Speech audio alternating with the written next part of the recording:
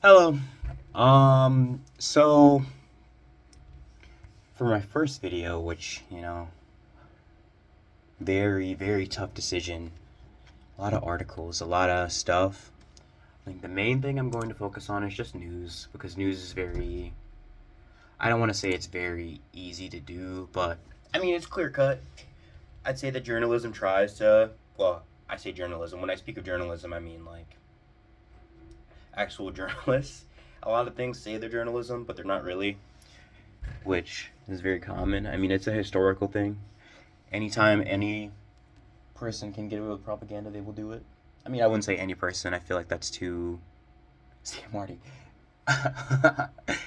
maybe that context video was a little bit of a lie, but I said not too opinionated. Not that I wouldn't have any opinion at all. So,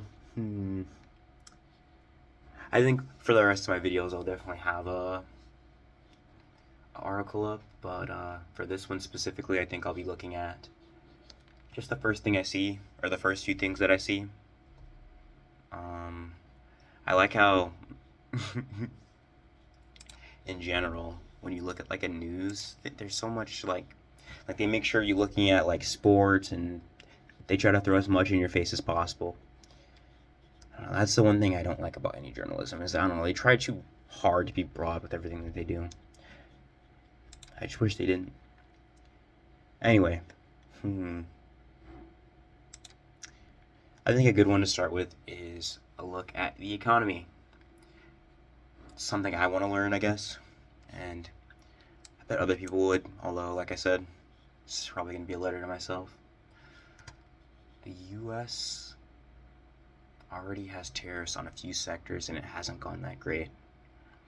This is an article by Scott Horsley, 4-minute listen, which is a transcript, but I mean, that's AI. I forgot. Someone can take my voice and just throw it into AI, huh? After a few videos go up. It's pretty horrifying. Yeah, that is really horrifying. Anyway, I'll try not to yap like that in any other videos. I'm not going to cut this out, though, because, like I said, this is for myself at the end of the day. But, let's see. For decades, the United States has generally kept tariffs low and promoted free trade, but a few domestic industries have long been protected by import tax and other trade barriers. Now, as President Trump prepares to announce another big round of tariffs, these sheltered American industries offer clues about how those import taxes could work out for the rest of the country. Trade barriers can prop up domestic industries, but they can also raise prices, distort markets, and leave the U.S. vulnerable when homegrown supplies run short. Here are 3 examples of how protectionist policies can lead to unintended consequences. And this sounds more like an essay. This sounds like more like an essay than actual journalism. I don't like this one, actually. Let me know back.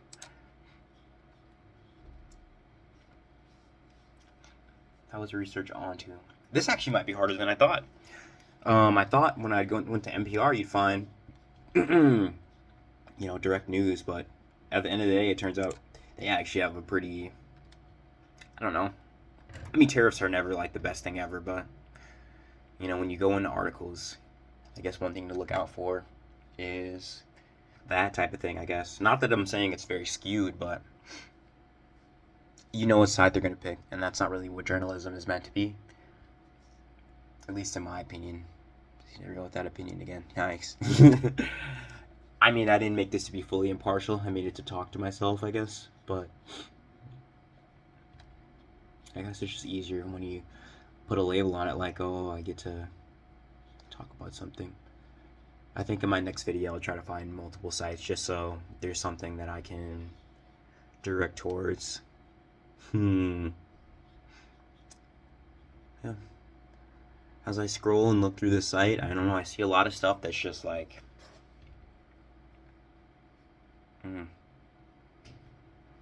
all over the place. It seems like a lot of journals are just like going after the Trump administration, which has been pretty interesting in recent months. Just to see like the way that a lot of like there's just been this like unilateral like fall onto him. It's been really interesting. I have a few friends that have been feeling very strongly about it. I don't have much of a thought on the administration. I feel like these articles speak for themselves, and there's no need to really talk about it. But yeah. So I actually think I found a better one to look at. I'm not gonna put the other one in sources because I'm not even reading it, but there's a lot more interesting stuff to look at than just the economy, I guess. Even though I feel like, I don't know, I didn't say it was going to be a summative news channel, and ooh, this is already 6 minutes on the yapping. I didn't say this was going to be a summative news channel, but I think that I think this is going to be more like a normal person looking through journalism every day and just seeing what to look at and reading some shit. Yeah. I like that.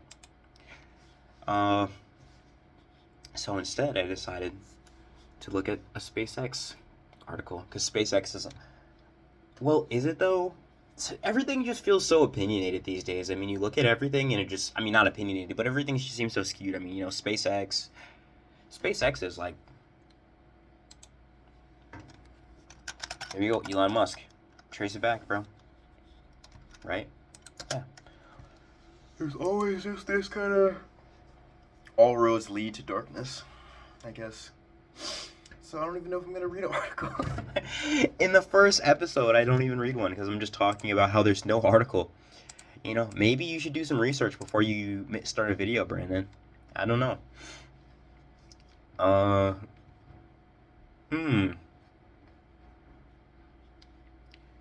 Well, I mean, there's a lot of stuff to read.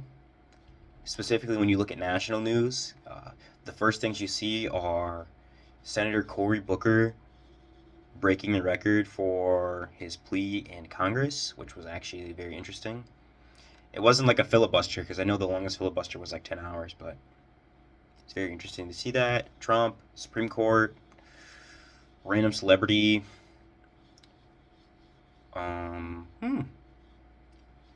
Trump. I get he's the president, but sports, Trump, Cory, institutions, green card. There's a big skew towards just a lot of immigration stuff these days. I mean, even looking at this, it's just a lot of Trump. Something in response to that. Random sport thing to make you think about something that you think is, like, not bad. Random stupid article, and then boom, more Trump. I think that just look at this is very interesting. So I don't think I'm going to read it in full because this video has already gone too long and I want to be able to upload it. But let's see. See the moment. Senator Cory Booker broke Strom Thurmond's record. Well, isn't that the guy who did the filibuster, actually? Maybe I'm wrong. Yeah, no, that is the guy. No, I was wrong. Yeah, no, he beat that record. Holy shit. Senator Cory Booker's marathon speech against President Trump's economic and social policies set a new record Tuesday night, as Booker, a Democrat, held the floor and spoke for more than 25 hours. Oh my God. Loud applause filled the chambers as Booker surpassed the record set by Senator Strom Thurmond in 1957. Senate Minority Leader Chuck Schumer marked the moment by interrupting Booker with the question, "Do you know you have just broken the record?" "I know now," Booker said after a lengthy ovation, but he wasn't done. "I want to not quite wrap this up yet." So Booker kept talking, discussing what he repeatedly called a moral moment for America. He urged his Republican and Democrat colleagues to protect what Booker said are successful investments in agencies doing vital social and scientific work for the public, but which are targeted for deep cuts by the Trump administration. "I want to go a little bit past this," Booker said, as he resumed his remarks, sparking laughter as he added, "and then I'm going to deal with some of the biological urgencies I'm feeling." Booker's speech measured at a few minutes over 25 hours, eclipsing Thurmond's stand against the Civil Rights Act of 1957 that lasted 24 hours and 18 minutes. According to the Senate Historical Office, in this century, it also surpassed Senator Ted Cruz's speech against Obamacare in 2013, which lasted 21 hours and 19 minutes. During his remarks, the New Jersey Democrat read aloud from messages sent by Americans, stressing the pain they expressed over economic challenges and their fears that Medicaid and other key programs will face debilitating budget cuts. Booker called for Republicans who don't agree with Trump's economic plans to resist them, citing positions by conservative groups such as the Cato Institution. This is the first time reading some of this stuff. I really haven't gotten into journalism for a while. And the Manhattan Institution. He spoke of reading from the Federalist Papers, urging his Senate colleagues to fulfill their role in the system of checks and balances, providing oversight over executive power. This is going to define the character of our country for years and years to come. Booker also spoke about two figures who were on the opposite sides during the Civil Rights era, Thurmond and the late Georgian Congressman, Rep. John Lewis, who urged people to insist on justice by stirring up good trouble. There's a room here in the Senate named after Strom Thurmond. Booker said moments before setting the new record, "To hate him is wrong, and maybe my ego got too caught up. That if I stood here, maybe, just maybe, I could break this record," he said of Thurmond, the man who tried to stop the rights upon which I stand. "I'm not here, though, because of his speech," Booker said. "I'm here despite his speech. I'm here because as powerful as he was, the people were more powerful." Booker then related a story Lewis told him. When the two were in Georgia about meeting a man who years ago had beaten him up when Lewis was activist protesting segregation and racial discrimination. Decades later, he was a congressman. Booker said of Lewis, "That man brought his grandson with him to ask for forgiveness from John Lewis." "What did you do?" Booker recalled asking.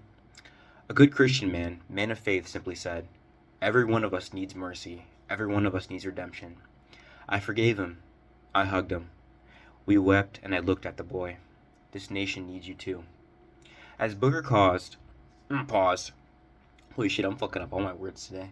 As Booker paused, Schumer asked him to yield for a question, confirming that he had just moved past Thurmond's mark. Afterward, Booker said it had bothered him that Thurmond held a high-profile Senate record for nearly 7 decades. "I just found it strange that he had the record," Booker said, "and as a guy who grew up with the legends of civil rights movements, myself, my parents and their friends, it just seemed wrong to me. Always seemed wrong." Well, that's the article. Cory Booker. It's really interesting that he broke the record. I thought it was like a few minutes, but no, it was 25 hours. That's really spectacular. I know it was a pretty heated topic, so I think eventually this was a very good time to have it be broken because a lot of people feel very strongly both sides. So if it wasn't him, could have been someone else. And I think this is just a little prediction. I think it's going to be broken again. I think there are people. Excuse me, that was gross. There are people who are gonna also on both sides, like on the other side, which is Trump's administration in this case, who are probably gonna look to break that record too. Yeah, just always good to stand for what you believe in. I think that's a good lesson from this, regardless of what you do. And even he said he didn't really hate the man who had the record before him, despite what he was arguing for, which was again civil rights. Not the best thing, especially him. He looks to be a man of color. He's kind of light skinned though, so I don't know. Yeah, he seems like he's a man of color. Cory Booker. I don't really know much about senators. I'm actually pretty ignorant in politics, all things considered. I mean, I know some world events, but I'm not one of those people who could just name senators or do things that, like, the governor or the representative for California, or some things that could potentially be pretty important. Yeah, very interesting though. I think that's the only article I'll do today because this was just me kind of feeling it out. I'll listen to this back, see if I liked it. I definitely think it was I enjoyed having a reason to read these articles because, I think information shared is better than information kept. You can write a book to yourself, but if it's not anywhere, it's just going to vanish. So, I mean, let's say all journalism suddenly gets erased. You know, at least I have a video of me talking to go back to, which, again, pretty narcissistic, but yeah. Anyway, that's it for the video.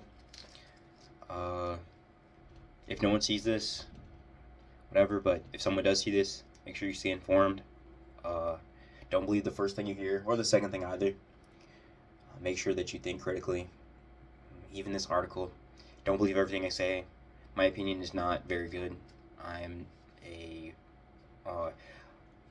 probably, based on if a person is hearing this, which I keep saying, even though I'm not gonna put like crazy effort in this channel, so it's unlikely. Excuse me, but always be sure to stay informed. Everyone has some goal, even me. Like, that's why I wanted to make my introduction pretty clear. My whole point of this isn't to like please somebody. It's because I like hearing myself talk.